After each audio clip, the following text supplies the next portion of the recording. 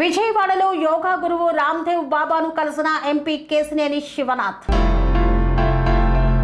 విజయవాడలోని మురళి ఫ్యార్చునర్ హోటల్లో యోగా గురువు రామ్దేవ్ బాబాను మర్యాదపూర్వకంగా కలిశారు ఎంపీ కేశినేని శివనాథ్. యోగా గురువు రామ్దేవ్ బాబాను శాలువాతో సత్కరించి కొండపల్లి బొమ్మను బహుకరించారు ఎంపీ. స్వామి బోధానంద గోసేవ ఆశ్రమం సైథాపూర్.